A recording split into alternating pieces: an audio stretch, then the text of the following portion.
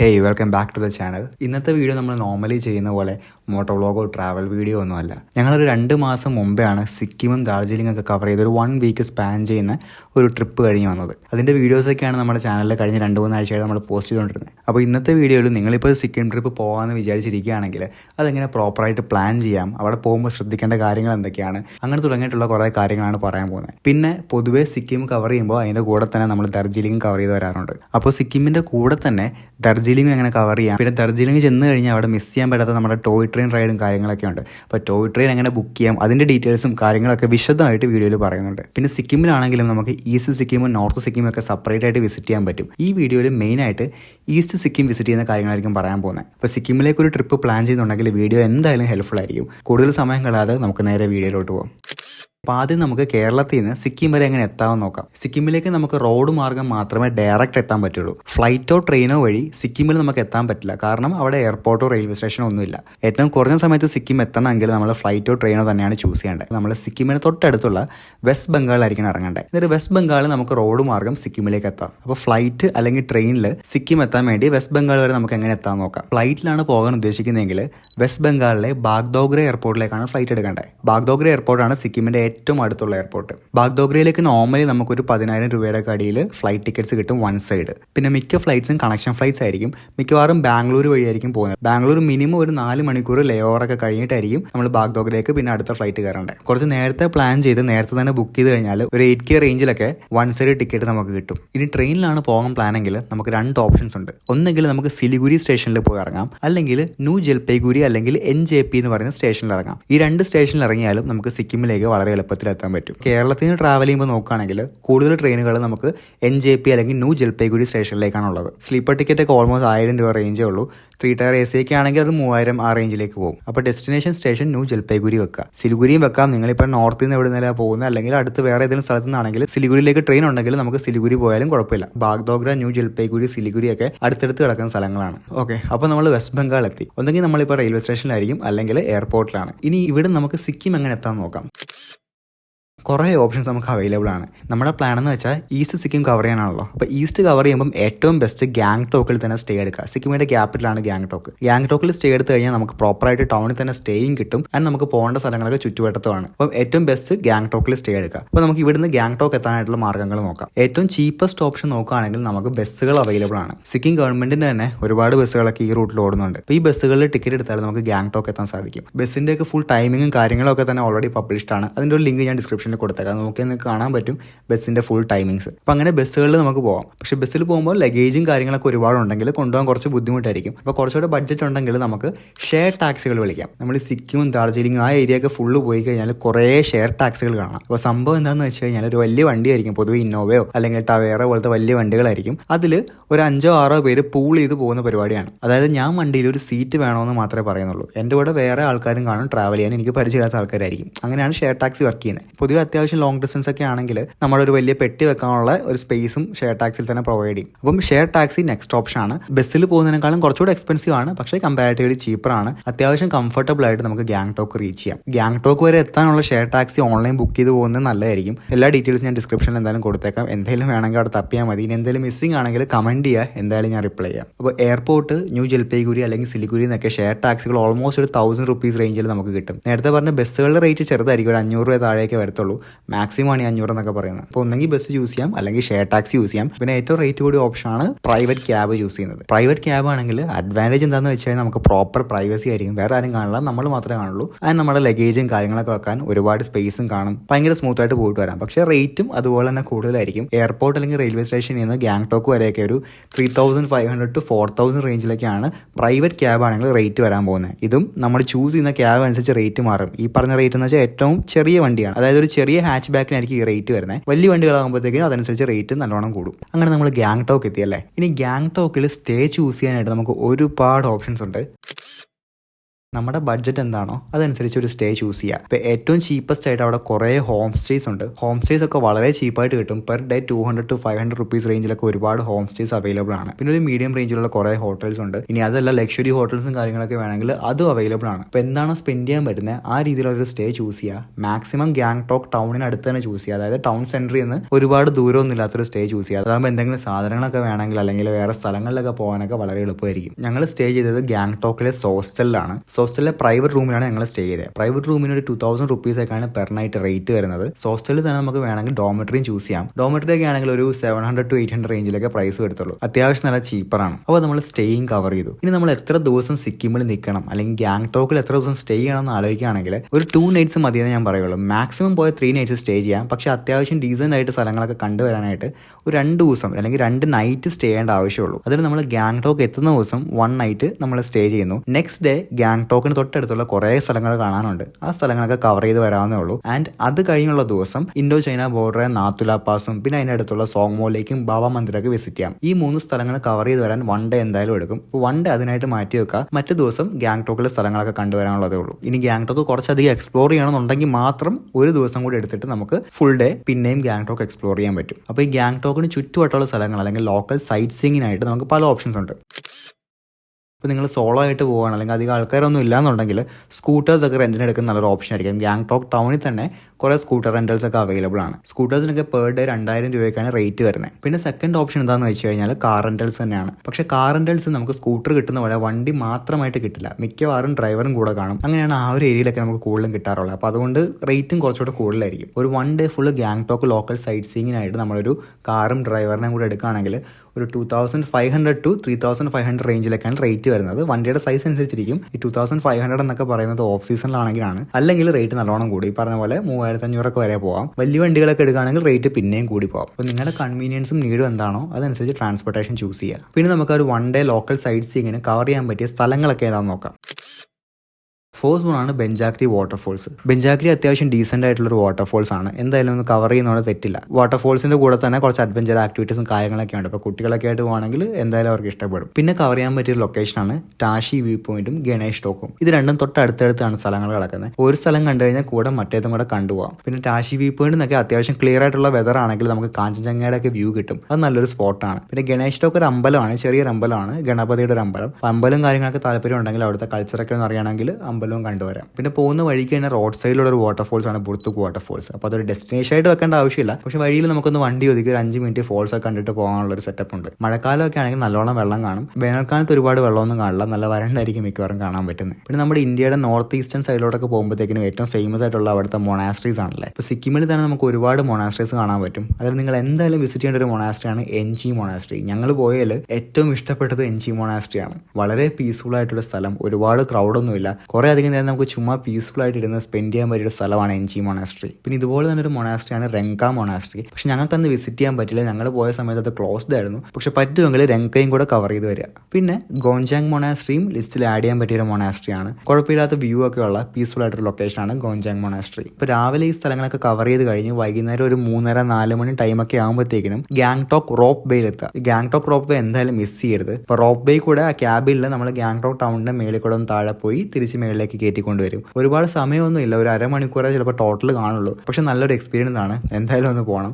ടൗണിൻ്റെ ഒക്കെ വേറെ വ്യൂ നമുക്ക് കാണാൻ പറ്റും, വേറെ പെർസ്പെക്റ്റീവ് കാണാം. ഒരു സൈഡിൽ സിറ്റിയുടെ കാഴ്ചകളൊക്കെ ആണെങ്കിൽ മറ്റേ സൈഡിൽ പ്രകൃതി ഭംഗി ഫുള്ള് നമുക്ക് കാണാൻ പറ്റും. കുറേ മലനിരകളും ചെറിയ ചെറിയ വഴികളും ഒക്കെ ആയിട്ട് നല്ല ഭംഗിയാണ്. പിന്നെ റോപ്പ് വേ ഒരു 5 മണിയൊക്കെ ആകുമ്പോൾ അടയ്ക്കും. അപ്പോൾ എന്ത് വന്നാലും ഒരു 5 മണിക്ക് മുമ്പേ റോപ്പ് വേ എത്തുക, പറ്റുമെങ്കിൽ ഒരു 4 മണി സമയത്ത് തന്നെ എത്തുക. പിന്നെ ഇത് കഴിഞ്ഞ സമയം ഇനി ബാക്കിയുണ്ടെങ്കിൽ ഡ്രോട്ടുൾ ചോട്ടൻ എന്ന് പറയുന്ന ഒരു സ്റ്റൂപ്പ് വിസിറ്റ് ചെയ്യാം. സ്റ്റൂപ്പ് അല്ലെങ്കിൽ സ്തൂപം എന്നൊക്കെ നമ്മൾ മലയാളത്തിൽ പറയും. ചെറിയൊരു സ്ഥലമാണ്. ഡ്രോട്ടുൾ ചോട്ടൻ്റെ തൊട്ടടുത്ത് തന്നെ ഒരു മൊണാസ്ട്രി ഒക്കെ ഉണ്ട്. പക്ഷേ ഈ മൊണാസ്ട്രിയിൽ നമുക്ക് കയറാൻ പറ്റില്ല, പക്ഷേ ദൂരെ നമുക്ക് കാണാൻ പറ്റും. അവിടുത്തെ സന്യാസിമാർ അവരുടെ കാര്യങ്ങളൊക്കെ ആയിട്ട് നടക്കുന്നതും അതൊക്കെ നമുക്ക് കാണാൻ സാധിക്കും. പിന്നെ അതിൻ്റെ കൂടെ സ്റ്റൂപ്പ് വിസിറ്റ് ചെയ്ത് വരാൻ പറ്റും. ഇതെല്ലാം കഴിഞ്ഞിട്ട് നമുക്ക് ഡേ എൻഡ് ചെയ്യാൻ വേണ്ടിയിട്ട് നൈറ്റൊക്കെ ആയി ഒരു 6:30-7 മണിയൊക്കെ സമയം ആകുമ്പോഴത്തേക്കിനും നമ്മുടെ MG മാർക്കിൽ പോവാം. അപ്പോൾ ഈ ടാക്സി സർവീസാണ് നമ്മൾ എടുക്കുന്നതെങ്കിൽ മിക്കവാറും ഒരു 6-6:30 ആ സമയമൊക്കെ ആകുമ്പോഴത്തേക്കിനും സർവീസ് അവർ സ്റ്റോപ്പ് ചെയ്യും. അതായത് നമ്മുടെ ഫൈനൽ പോയിന്റിൽ അവർ ഡ്രോപ്പ് ചെയ്യും. അപ്പോൾ ഫൈനൽ പോയിന്റ് എപ്പോഴും MG മാർക്ക് വെക്കുക. അങ്ങനെയാണെങ്കിൽ ഓൾമോസ്റ്റ് ഒരു 6:30 കഴിയുമ്പോഴത്തേക്കും നമ്മൾ MG മാർക്ക് എത്തും. ഈ മാർക്കറ്റ് എന്ന് പറയുന്നത് വിസിറ്റ് ചെയ്യേണ്ട ടൈം എന്ന് വെച്ചാൽ രാത്രിയാണ്. നല്ല ഭംഗിയാണ് രാത്രി ലൈറ്റൊക്കെ ആയിട്ട്. പിന്നെ ഒരുപാട് ആൾക്കാർ കാണും, വളരെ സജീവമാണ് രാത്രി മാർക്കറ്റ്. അപ്പോൾ മാർക്കറ്റ് ഫുള്ള് നമുക്ക് കണ്ടുവരാം. അപ്പോൾ ഈ പറയുന്ന സ്ഥലങ്ങളും കാര്യങ്ങളൊക്കെ ഡീറ്റെയിൽ ആയിട്ട് നമ്മുടെ കഴിഞ്ഞ വീഡിയോസിൽ കവർ ചെയ്തിട്ടുണ്ട്. അപ്പോൾ അതിനെപ്പറ്റി കൂടുതലൊക്കെ അറിയണമെങ്കിൽ വീഡിയോസ് കാണാം. സ്ഥലം എങ്ങനെയുണ്ട്, ശരിക്കും നിങ്ങൾക്ക് താല്പര്യമുള്ള സ്ഥലങ്ങളാണോ എന്നൊക്കെ അറിയാനായിട്ട് വീഡിയോ കാണാം. വീഡിയോസിൽ ഞാൻ എല്ലാം കവർ ചെയ്ത് പോയിട്ടുണ്ട്. MG മാർക്ക് വളരെ ക്ലീൻ ആയിട്ടുള്ള മാർക്കറ്റാണ്. മൊത്തത്തിൽ നമുക്ക് കണ്ടു കഴിഞ്ഞാൽ ഒരു യൂറോപ്യൻ സ്ഥലത്തോട് നടക്കുന്ന പോലെ ഇരിക്കും മാർക്കറ്റിൽ കൂടെ നടക്കുമ്പോൾ. പിന്നെ മാർക്കറ്റിൽ പോകുകയാണെങ്കിൽ അവിടുത്തെ മോമോസ് ഒന്നും എന്തായാലും മിസ് ചെയ്യാതിരിക്കുക. ഇനിയിപ്പോൾ നേപ്പാളി ക്യൂസീനൊക്കെ ട്രൈ ചെയ്യണമെന്നുണ്ടെങ്കിൽ അതിനും കടകളൊക്കെ ഒരുപാടുണ്ട്. ഞങ്ങൾ പോയത് നിംതോ എന്ന് പറയുന്ന റെസ്റ്റോറൻറ്റിലാണ്. പേഴ്സണലി എനിക്ക് വളരെ ഇഷ്ടപ്പെട്ടു. ഞാൻ എന്തായാലും റെക്കമെൻഡ് ചെയ്യുന്ന ഒരു സ്പോട്ടാണ്. ഇനി തിരിച്ച് MG മാർക്കിൽ നിന്ന് നമ്മൾ നിൽക്കുന്ന സ്റ്റേയിലേക്ക് അവിടുന്ന് ടാക്സികൾ കിട്ടും. ഏറ്റവും ബെസ്റ്റ് ഓപ്ഷൻ അതാണ്. സ്കൂട്ടറാണ് എടുത്തെങ്കിൽ സ്കൂട്ടറിൽ പോകാം, ഇല്ലെങ്കിൽ ടാക്സികൾ എത്ര ലേറ്റ് ആയാലും അവൈലബിൾ ആയിരിക്കും. ഓക്കെ, അപ്പോൾ ഒരു ഫുൾ ഡേ നമ്മൾ ലോക്കൽ സൈറ്റ് സീയിങ്ങിനായിട്ട് ചിലവഴിച്ചു. ഇനി അടുത്ത ദിവസം ഇൻഡോ ചൈന ബോർഡർ ആയിട്ടുള്ള നാതുല പാസും സ്ഥലങ്ങളൊക്കെ കണ്ടുവരാനുള്ള ദിവസമാണ്. ഒരു ഫുൾ ഡേ തന്നെ വേണം ഇതിനായിട്ട്.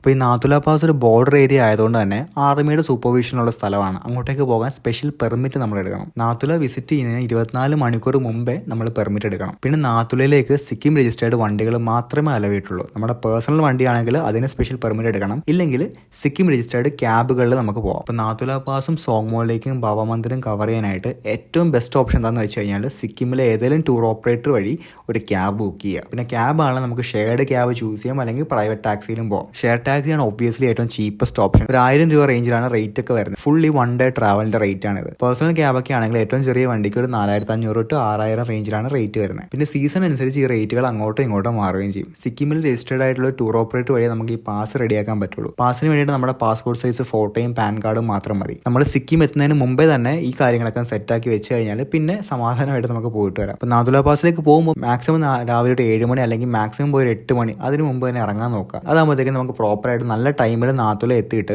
അത് കഴിഞ്ഞ് തിരിച്ചിറങ്ങുന്ന വഴി സോങ്മോയിങ് ബാബ മന്ദിരം കവർ ചെയ്ത് വരാൻ പറ്റും. നേരത്തെ പറഞ്ഞ പോലെ ബോർഡർ ഏരിയ ആയതുകൊണ്ട് തന്നെ ഈവൻ ദോ പാസ് ഇഷ്യൂ ചെയ്താലും അങ്ങോട്ട് ചെന്ന് കഴിയുമ്പോൾ ചിലപ്പോൾ എൻട്രി സ്റ്റോപ്പ് ചെയ്യും, ആളുകളുടെ എണ്ണം ഒരുപാട് വന്നു കഴിഞ്ഞാൽ. പിന്നെ വെതർ കണ്ടീഷൻസ് ഒക്കെ വേഴ്സ് ആയി കഴിഞ്ഞാൽ അപ്പോഴും ആളുകൾ അങ്ങോട്ടേക്ക് വിടാതിരിക്കുക. അപ്പോൾ മാക്സിമം നേരത്തെ എത്താൻ നോക്കുക.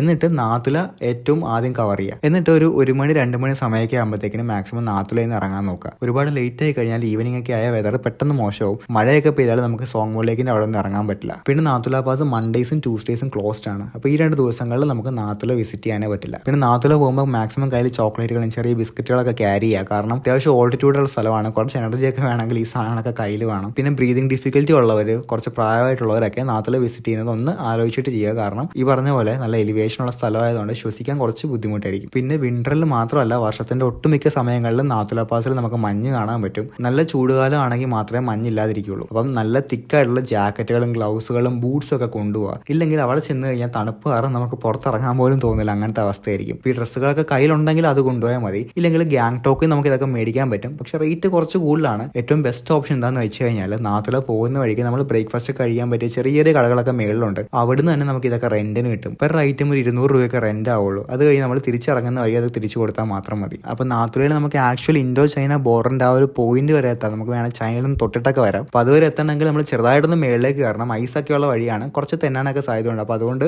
ഈ പറഞ്ഞ പോലെ എന്തെങ്കിലും ഇഞ്ചുറിയൊക്കെ വന്നിരിക്കുന്നത് അല്ലെങ്കിൽ പ്രായമായിട്ടുള്ളവരൊക്കെ ആണെങ്കിൽ ഒന്ന് കോഷ്യസ് ആയിരിക്കുക ആ സമയത്ത്. പിന്നെ തിരിച്ചിറങ്ങുന്ന വഴിയാണ് ബാബ മന്ദിർ ഉള്ളത്. ബാബ ഹർഭജൻ സിംഗ് എന്ന് പറയുന്ന ഒരു ആർമി ഓഫീസറിന്റെ ഓർമ്മയ്ക്കായിട്ട് പണിതൊരു ടെമ്പിൾ ആണ്. അപ്പോൾ ഇതിന് പിന്നിൽ കുറച്ച് കഥകളൊക്കെ ഉണ്ട്, അതൊക്കെ ഞാൻ വീഡിയോയിൽ പറഞ്ഞിട്ടുണ്ട്. അപ്പോൾ ബാബ മന്ദിർ നിങ്ങൾക്ക് കണ്ടുവരാം. അതിന്റെ കൂടെ തന്നെ സോങ്മോളിലേക്കും കാണാം. സോങ്മോളിലേക്ക് എന്തായാലും മിസ് ചെയ്യരുത്, വളരെ നല്ലൊരു സ്പോട്ടാണ്. ലോക്കലി ചങ്കൂലിലേക്ക് എന്നൊക്കെ പറയും. നല്ല പീസ്ഫുൾ ആയിട്ടുള്ള സ്ഥലം, നല്ല ഭംഗിയാണ് സ്ഥലവും കാണാനായിട്ട്. സോങ്മോളിലേക്കിനും കുറച്ച് സമയം സ്പെൻഡ് ചെയ്യാം. അവിടെ ചെറിയ റെസ്റ്റോറൻറ്റ്സ് ഒക്കെ ഉണ്ട്. പിന്നെ അവിടെ ഒരു റോപ്പ് വേ ഉണ്ട്. പിന്നെ നിങ്ങൾക്ക് ഇനി റോപ്പ് വേയിൽ പോകണമെന്ന് തോന്നുവാണെങ്കിൽ ഇവിടുത്തെ റോപ്പ് വേയും ചൂസ് ചെയ്യാം. നല്ല വിസിബിലിറ്റി ഒക്കെ ഉണ്ടെങ്കിൽ റോപ്പ് വേയിൽ പോകാൻ നല്ല രസമായിരിക്കും. അപ്പോൾ ഇതെല്ലാം കഴിഞ്ഞ് നമ്മൾ തിരിച്ച് ഗാങ്ടോക്കിൽ എത്തുമ്പോഴത്തേക്കിനും വൈകുന്നേരം ഒരു 5 മണി 6 മണി സമയമായിരിക്കും. കുറേ മലയൊക്കെ കയറി വന്നുകൊണ്ട് നമ്മൾ അത്യാവശ്യം നല്ല ടയർഡും ആയിരിക്കും. വന്ന് ഫുള്ള് കിടന്നുറങ്ങിയിട്ട് റെസ്റ്റ് എടുത്ത് നെക്സ്റ്റ് ഡേ മോർണിംഗ് ഡാർജിലിംഗിലേക്ക് ട്രാവൽ ചെയ്യാം.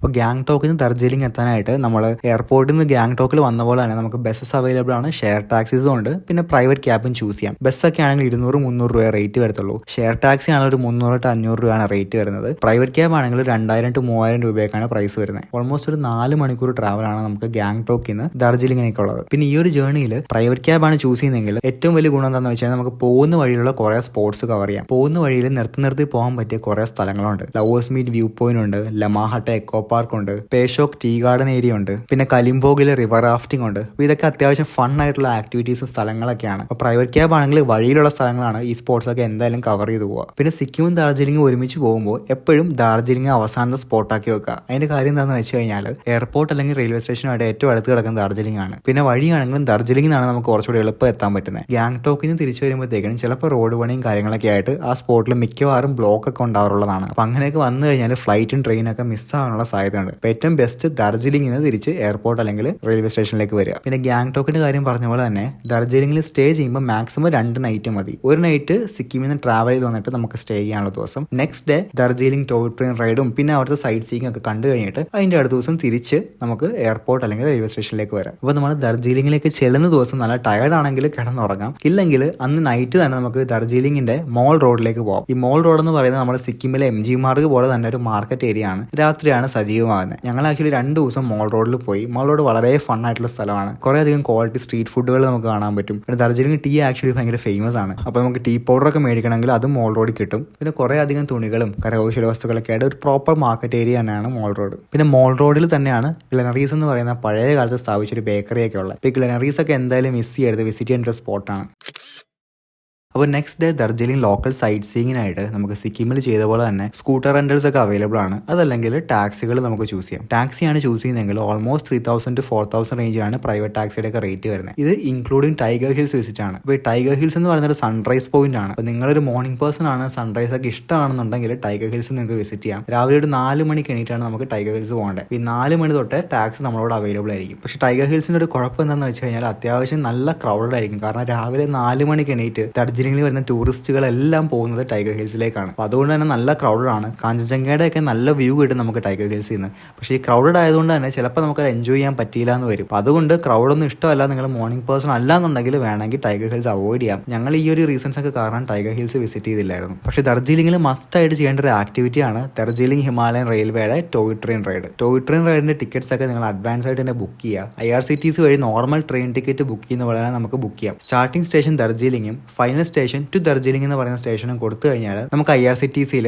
ദാർജിലിംഗ് ജോയ് റൈഡ്സ് കാണാൻ പറ്റും. ജോയ് റൈഡ് എന്ന് പറയുന്ന ഒരു റൗണ്ട് ട്രിപ്പ് ആണ്. ദാർജിലിംഗ് മെയിൻ സ്റ്റേഷനിൽ സ്റ്റാർട്ട് ചെയ്തിട്ട് സെയിം സ്റ്റേഷനിൽ തന്നെ നമ്മൾ തിരിച്ചുകൊണ്ടെത്തിക്കും. കുറച്ചുകൂടെ ദൂരം ട്രാവൽ ചെയ്യണമെന്നുണ്ടെങ്കിൽ നമുക്ക് ദാർജിലിംഗിൽ നിന്ന് സിലിഗുരി വരെയൊക്കെ ഈ ടോയ് ട്രെയിൻസ് അവൈലബിൾ ആണ്. അപ്പോൾ അങ്ങനത്തെ ഒരു പ്ലാൻ ഒക്കെ ഉണ്ടെങ്കിൽ അതനുസരിച്ച് ബുക്ക് ചെയ്യാം. പക്ഷേ പ്ലാൻ എന്താണെങ്കിലും നേരത്തെ തന്നെ ബുക്ക് ചെയ്യുക. കാരണം പെട്ടെന്ന് തന്നെ ടിക്കറ്റ്സ് ഒക്കെ തീർന്നു പോകും. നമുക്ക് വേണമെങ്കിൽ അവിടെ പോയിട്ട് ടിക്കറ്റ്സ് എടുക്കാം, പക്ഷെ അതൊരിക്കലും ചെയ്യാതിരിക്കുക. നല്ല ഡിമാൻഡുള്ള ഒരു സംഭവമാണ്. ചെന്ന് കഴിഞ്ഞാൽ ടിക്കറ്റ് കിട്ടാനുള്ള ചാൻസ് വളരെ വളരെ കുറവാണ്. പിന്നെ നമ്മൾ IRCTCയിൽ ബുക്ക് ചെയ്യാൻ പോകുമ്പോൾ നമുക്ക് 2 ഓപ്ഷൻസ് കാണാം. സ്റ്റീം എഞ്ചിനും കാണാം, ഡീസൽ എഞ്ചിനും കാണാം. അതിൽ സ്റ്റീം എഞ്ചിൻ പണ്ട് കാലം മുതലുള്ള സെയിം എഞ്ചിനാണ്. അതുകൊണ്ട് തന്നെ സ്റ്റീം എഞ്ചിന്റെ റേറ്റും കുറച്ച് കൂടുതലാണ്. 1500 രൂപയാണ് ഒരാൾക്ക് സ്റ്റീം എഞ്ചിൻ ജോയ് റൈഡിന് അവർ മേടിക്കുന്നത്. ഡീസൽ എഞ്ചിൻ റൈഡ് ആണെങ്കിൽ റേറ്റ് പിന്നെയും കുറയും. യൂഷ്വലി മോർണിംഗ് ഒരു 10 മണി അടുത്തൊരു റൈഡും ഉച്ച കഴിഞ്ഞൊരു 3 മണി 4 മണി സമയത്ത് വേറൊരു റൈഡുമാണ് ടോയ് ട്രെയിൻ ഓടുന്നത്. നമ്മുടെ സമയം സൗകര്യമൊക്കെ എന്താണോ അതനുസരിച്ച് ഏതെങ്കിലും ഒരെണ്ണം ചൂസ് ചെയ്യാം. അപ്പോൾ രാവിലെയാണ് നമ്മൾ ഈ ടോയ് ട്രെയിൻ റൈഡിന് പോകുന്നതെങ്കിൽ അത് കഴിഞ്ഞിട്ട് കുറച്ച് ലൊക്കേഷൻസ് ഒക്കെ കവർ ചെയ്യാം. ദാർജിലിംഗിൽ ഈ പറഞ്ഞ പോലെ ടീ ഒക്കെ ഫേമസ് ആയതുകൊണ്ട് നമുക്ക് കുറച്ച് ടീ എസ്റ്റേറ്റ്സ് ഒക്കെ വിസിറ്റ് ചെയ്യാൻ വേണമെങ്കിൽ നമ്മുടെ മൂന്നാറിലെ ടീ എസ്റ്റേറ്റ് ഒക്കെ പോലെ തന്നെ ഇരിക്കും, എന്നാലും ഒന്ന് കണ്ടുവരാം, വ്യത്യാസമൊക്കെ അറിയാമല്ലോ. പിന്നെ ടീ എസ്റ്റേറ്റിന്റെ സൈഡുകളിലൊക്കെ മിക്കവാറും ചായപ്പൊടി ഇങ്ങനെ കുറേ ഇരിക്കുന്നുണ്ടായിരിക്കും. പല വെറൈറ്റിയുള്ള ചായപ്പൊടികളായിരിക്കും. അവിടെ നിന്നൊക്കെ മേടിച്ചാൽ നമ്മൾ ആക്ച്വൽ മാർക്കറ്റിൽ നിന്ന് മേടിക്കുന്നതിനേക്കാളും റേറ്റ് കുറവാണ്. അപ്പോൾ മാക്സിമം ഇതുപോലത്തെ സ്ഥലങ്ങളിൽ നിന്നൊക്കെ ടീ പാക്കറ്റുകളൊക്കെ മേടിക്കാൻ നോക്കുക. പിന്നെ ഇതല്ലാതെ കവർ ചെയ്യാൻ പറ്റുന്ന ലൊക്കേഷനാണ് ജാപ്പനീസ് ബുദ്ധിസ്റ്റ് ടെമ്പിളും പീസ് പഗോഡയും. നമ്മൾ നോർമലി കാണുന്ന ബുദ്ധിസ്റ്റ് ടെമ്പിളുകൾ പോലെ അല്ലാതെ ഒരു ജാപ്പനീസ് ആർക്കിടെക്ചറിൽ ഉണ്ടാക്കിയ ഒരു ടെമ്പിളാണ് ഈ ജാപ്പനീസ് ബുദ്ധിസ്റ്റ് ടെമ്പിൾ. കുറച്ച് വ്യത്യസ്തമാണ്, നിങ്ങൾക്ക് ഇൻക്ലൂഡ് ചെയ്ത് വരാവുന്നേ ഉള്ളൂ. അതിന്റെ കൂടെ തന്നെയാണ് ഈ പീസ് പഗോഡ ഉള്ളത്. പിന്നെ പോകാൻ പറ്റിയ സ്പോട്ടാണ് സുവോളജിക്കൽ പാർക്കും ഹിമാലയൻ മൗണ്ടനിയറിംഗ് ഇൻസ്റ്റിറ്റ്യൂട്ടും. സൂവിൽ ഇഷ്ടംപോലെ ആനിമൽസ് ഒക്കെ ഉണ്ട്. കുട്ടികളൊക്കെ ആയിട്ട് പോകുകയാണെങ്കിൽ 2-3 മണിക്കൂർ ഈസി ആയിട്ട് സൂവിൽ സ്പെൻഡ് ചെയ്യാം. സൂവിന്റെ അകത്ത് തന്നെയാണ് ഹിമാലയൻ മൗണ്ടനിയറിംഗ് ഇൻസ്റ്റിറ്റ്യൂട്ടും. ആ ഒരു സ്പോട്ട് നമുക്ക് കണ്ടുവരാവുന്നേ ഉള്ളൂ. ഇതെല്ലാം കഴിഞ്ഞ് വരുമ്പോൾ തന്നെ വൈകുന്നേരം ഒരു 4-5 മണിയാവും. അപ്പോൾ ആ ഡേ റാപ്പ് ചെയ്യാനായിട്ട് ഇന്നലെ വിസിറ്റ് ചെയ്തിട്ടില്ലെങ്കിൽ മോൾ റോഡ് വിസിറ്റ് ചെയ്യാം. ഇനി കുറച്ചുകൂടെ സ്പോട്ടുകൾ കവർ ചെയ്യണമെന്നുണ്ടെങ്കിൽ വേണമെങ്കിൽ 1 ഡേ കൂടെ സ്റ്റേ എക്സ്റ്റെൻഡ് ചെയ്തിട്ട് കുറച്ചധികം സ്പോട്ടുകൾ കൂടെ കവർ ചെയ്ത് വരാം. ഒരു ഒബ്സർവേറ്ററി ഹില്ലുണ്ട്, ഇവിടെ ഒരു റോപ്പ് വേ ഉണ്ട്, ഹിമാലയൻ ടിബറ്റ് മ്യൂസിയം ഉണ്ട്, പിന്നെ കുറച്ച് റെസ്റ്റോറൻറ്റുകളും ബേക്കറീസും അങ്ങനെ കുറച്ച് സ്പോട്ടുകളൊക്കെ പിന്നെയും ബാക്കിയുണ്ട്. അപ്പോൾ അതൊക്കെ വിസിറ്റ് ചെയ്യണമെന്നുണ്ടെങ്കിൽ 1 ഡേ കൂടെ നിങ്ങൾ സ്റ്റേ എക്സ്റ്റെൻഡ് ചെയ്യുക, വിസിറ്റ് ചെയ്തിട്ട് വരിക. ഇതെല്ലാം കഴിഞ്ഞ് ഏറ്റവും അവസാന ദിവസം തിരിച്ച് എയർപോർട്ട് അല്ലെങ്കിൽ റെയിൽവേ സ്റ്റേഷനിൽ വരാനായിട്ട് ഈ പറഞ്ഞ പോലെ ഷെയർ ടാക്സി അല്ലെങ്കിൽ ക്യാബ് റെന്റിന് എടുക്കുക. ഷെയർ ടാക്സികൾ 700 to 1000 റേഞ്ചിലാണ് മേടിക്കുന്നത്. പ്രൈവറ്റ് ക്യാബ് ആണെങ്കിൽ 3500 to 4500 റേഞ്ചിലായിരിക്കും പ്രൈസ് വരുന്നത്. പിന്നെ ഒരു 2-3 ദിവസം കൂടി എക്സ്റ്റെൻഡ് ചെയ്യാൻ പറ്റുമെങ്കിൽ നമ്മൾ ദാർജിലിംഗ് വരുന്നതിന് മുമ്പ് തന്നെ സിക്കിമിൽ നിന്ന് നോർത്ത് സിക്കിം ഒക്കെ കവർ ചെയ്ത് വരാം. നോർത്ത് സിക്കിമിൽ കുറേ അധികം സ്ഥലങ്ങൾ കാണാനുണ്ട്. ഞങ്ങൾ അങ്ങോട്ടേക്കൊന്നും പോകില്ല, അതുകൊണ്ടാണ് ഞാൻ വീഡിയോയിൽ അതൊന്നും കവർ ചെയ്യാത്തത്. അപ്പോൾ എന്തെങ്കിലും ഡൗട്ടുകളോ കാര്യങ്ങളൊക്കെ ഉണ്ടെങ്കിൽ കമന്റ് സെക്ഷനിൽ പറയാം, അല്ലെങ്കിൽ ഇൻസ്റ്റാഗ്രാമിൽ എനിക്ക് DM ചെയ്താൽ മതി. ഞാൻ ID ഡിസ്ക്രിപ്ഷനിൽ കൊടുത്തേക്കാം. പിന്നെ ഈ വീഡിയോയിൽ പറഞ്ഞ കാര്യങ്ങളായിട്ട് ബന്ധപ്പെട്ട് ഹെൽപ്ഫുൾ ആയിട്ടുള്ള ലിങ്കുകളെല്ലാം ഞാൻ ഡിസ്ക്രിപ്ഷനിൽ കൊടുത്തേക്കാം. ഒന്നും സ്പോൺസർഡ് ആയിട്ടുള്ള കാര്യങ്ങളൊന്നുമല്ല. ഞാൻ സിക്കിം പോകുന്നതിന് മുമ്പേ റിസർച്ച് ചെയ്ത് കളക്ട് ചെയ്ത ഡീറ്റെയിൽസ് ഒക്കെയാണ് ഞാൻ ഡിസ്ക്രിപ്ഷനിൽ കൊടുക്കുന്നത്. പിന്നെ അവിടെ ചെന്ന് പരിചയപ്പെട്ട ആൾക്കാരുടെ നമ്പറുകളും കാര്യങ്ങളൊക്കെ കൊടുത്തേക്കാം. പിന്നെ ഞങ്ങളുടെ എൻ്റെ ട്രിപ്പിന്റെ ട്രാൻസ്പോർട്ടേഷൻ മാത്രം റോയൽ സിക്കിം ക്യാബ് സർവീസ് എന്ന് പറയുന്ന ഒരു ഏജൻസിനെ ഏൽപ്പിച്ചായിരുന്നു. അപ്പോൾ അവരുടെ അടുത്ത് ബേസിക്കലി പോകേണ്ട സ്ഥലങ്ങളും ഡീറ്റെയിൽസും ഒക്കെ പറഞ്ഞു കൊടുത്തു. ആൻഡ് ഞങ്ങൾക്ക് വേണ്ട പോലെ അവർ ടാക്സി സർവീസുകൾ ഓരോ പോയിന്റിൽ നിന്ന് അറേഞ്ച് ചെയ്ത് തന്നു. അപ്പോൾ ഈ റോയൽ സിക്കിം ക്യാബ് സർവീസിന്റെ നമ്പർ ഞാൻ ഡിസ്ക്രിപ്ഷനിൽ കൊടുത്തേക്കാം. അപ്പോൾ അത്രയേ ഉള്ളൂ ഇന്നത്തെ വീഡിയോ. ഹോപ്പ്ഫുള്ളി ഒരു ട്രാവൽ വീഡിയോ ആയിട്ട് നമുക്ക് ഉടനെ തന്നെ കാണാം.